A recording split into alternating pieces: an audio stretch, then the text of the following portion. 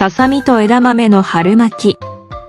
ささみ1本に塩少々、酒小さじ1をかけ、電子レンジに1分かけます。裏返してレンジで30秒。ラップを密着させて冷ますと、パサつかないよ。冷凍枝豆 25g は解凍させ、梅干し1個ははたきます。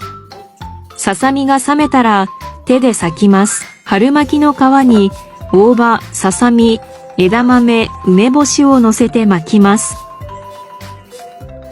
海苔は、薄力粉小さじ1と水小さじ1で作りました。170度の油できつね色になるまで揚げたら出来上がり。